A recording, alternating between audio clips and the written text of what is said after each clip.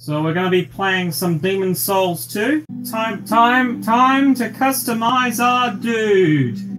Oh no, I'm not good at naming babies. I hate babies. God damn it, it doesn't fit in with it. Completely symbolizes the quality of this series. We're already getting into the political, difficult questions. Oh no, people getting triggered. So which class are we just gonna do for the whole game? Oh, I don't know. I could be a little bitch and go Sorcerer. So I'm gonna go Wanderer, because the whole point is, yo, don't get hit. The greatest thing about this ring, it f***ing lies right to your face right here. It doesn't recover slowly, it just increases your health bar by a little bit. It's such a hard decision. I know, I'm gonna go for the most useful one, the pendant. Oh, we'll find that secret. It's time to pick my race now. I wasn't prepared for this. Oh, f it, let's go with a Kareem. We're going from Kareem. Oh man, I forget all the lore. I forget what Kareem's like. Is that the douchebag place? The cool place? I don't know. Time to go through the details. Oh, I might as well spend the next 2 hours carroting a creator. There, done. Isn't he perfect? Look at him. It took me forever. Oh, I've done what every single YouTuber tends to do and just completely make a monster, so let's go. When it comes to difficulty in video games, most nowadays are found to be too easy. Or they have a supposed harder difficulty, which tends to be a simple change of values for things like damage and health. On this show, however, we intend to explore harder difficulties which try to be more unique, and if the game doesn't give us such a difficulty, well, we'll just make our own then. I'm the Suda Gamer Guy, and welcome to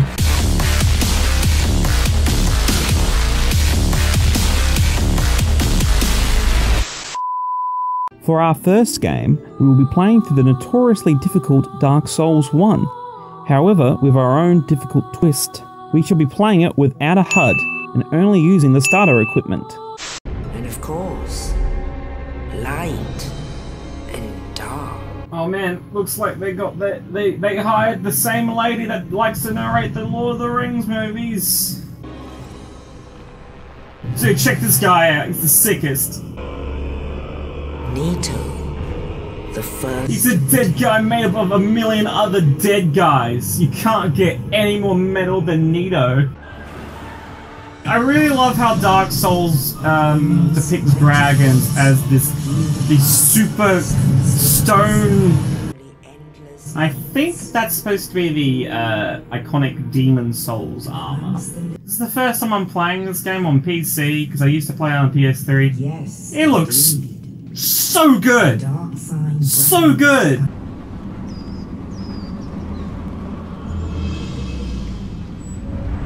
Okay, so this is something I've always wondered. Why is the Lionsgate intro animation sound effect play during that scene?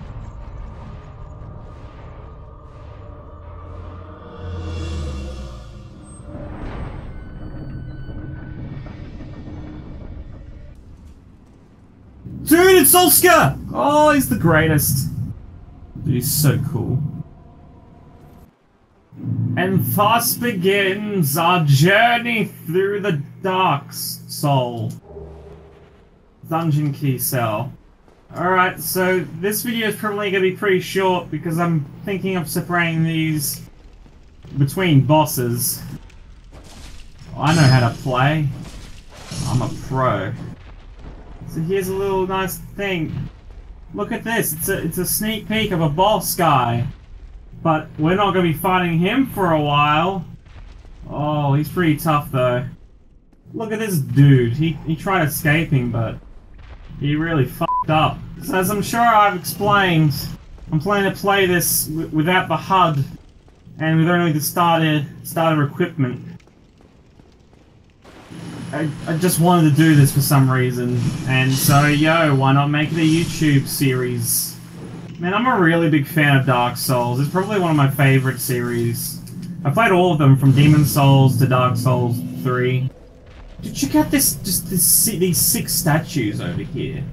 What are they? They're just like a... Look at that. It's like, oh, I have to stand guard at this door all day. So big thing in Dark Souls is its story is told in item descriptions, which I've always adored, because it's a neat way of telling a story without shoving it down your throat, and I really like the Souls games lore and story. Big fan. Here's that gift we got, which I was, yeah, it's completely useless. There's actually no effect. It's useless. So this is the dark sign. It's basically the explanation for the entire major mechanic of resurrecting every time you die. It's cool. All right, let's just go. Let's go face off the first boss. Oh, it's gonna be hard.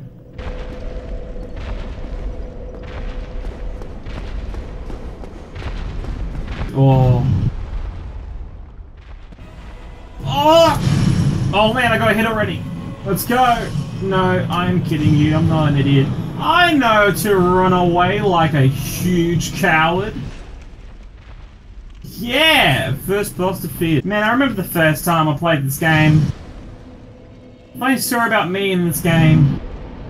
I originally rented this because, you know, when this came out, everyone was talking about the Dark Souls. It's this hard game, but it's really good. Oh man, so back in the day when I used to rent games, because that was a viable option. Oh, I got my shield, by the way. I rented this. And man, I fucking hated it. I rented it, and I didn't like it, and I just really wanted to get, you know, it out of the way and just continue playing the other games I was playing.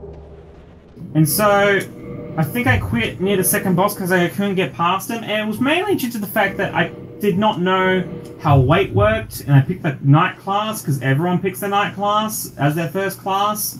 So I was rolling around like a heavy shit and just kept getting hit.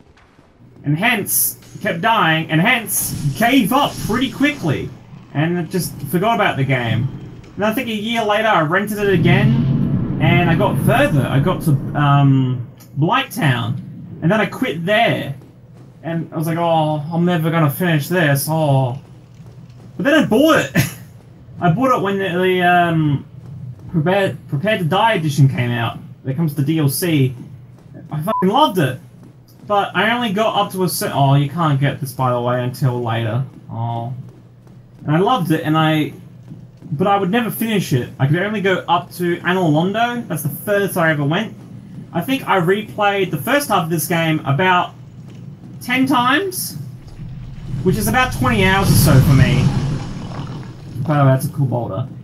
And every time, I just quit there. Until, you know, I manned up, played it, finished it, loved it, and now we're here. Oh, you. Oh, one more thing. Here, take this. An Estus flask. An undead favorite. Oh, and this. Now I must bid farewell. I would hate to harm you after death. So go now, and thank you. Man, Oscar's so cool. I love Oscar. It's a real shame what happened to him. Now, did you hear that, kids? Oscar just killed himself.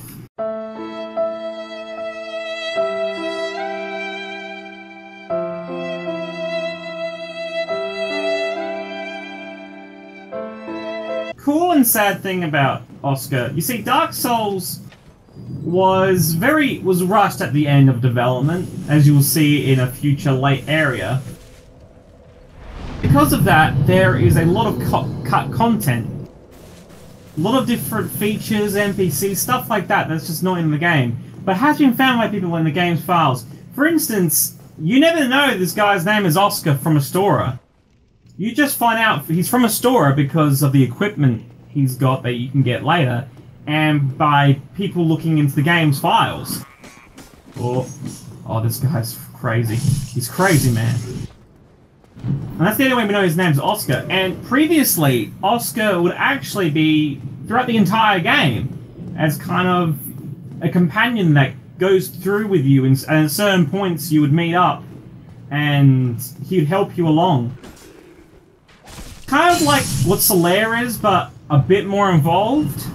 And the thing about that is, he's supposed to run parallel to you, the character, because of how this game has two real choices of how you play it lore-wise, and Oscar would then, therefore, play opposite to you, and at the very end, he would be the final boss, technically, because after you defeat the final boss, he'd emerge from the fog wall, and he would battle you wanting to do the opposite of what you're going to do. Which, it just sounds really cool, and despite how good this game is, I feel like it could have been so much better with all the cut content that they had. Makes me wish they, like, re-released it with a bunch of this cut content. So I'm gonna do the first boss already. With the drop attack. So this episode's gonna be pretty short, just to really get us into the mood and explanation of all this. This first boss is really easy, I shouldn't die. Oh, man, oh, I didn't even get a hit. Man, Dark Souls music is so good. I love it. Like, all the Dark Souls games have good music. DS2 probably the worst, but still good music. But there's something different about Dark Souls 1's music. It's more wild, it's more variable. While Dark Souls 2, Dark Souls 3, and Bloodborne I feel is more just orchestra, going for the kind of same thing. They're all really good though, just less variable, I'd say. Demon Souls is very variable though. That's very experimental. And Demon Souls is such a good game despite being massively flawed. God, this guy's got such a big ass. So, strategy with this guy, hit him until he dies. Yo, we did it. Victory achieved. So that's the first boss done. Really easy. It's going to get a lot harder, but so far I'm actually really liking this without a HUD. It, along with the graphical upgrade of the PC version, it just really shows how beautiful Dark Souls is. Its design, its graphical design, and its visuals are still really impressive. Oh, I think there's an item around here somewhere. I might be wrong and just completely full of shit. No, I found it. Soul of a Lost Undead. It's actually been a while since I played Dark Souls 1. You, give me warm, give me soft. We'll get back to that later. Anyways, that was probably the first episode, and let's just get taken away by a crow. Only in the ancient legends it is stated that one day an undead shall be chosen. Dude, this crow's so sick.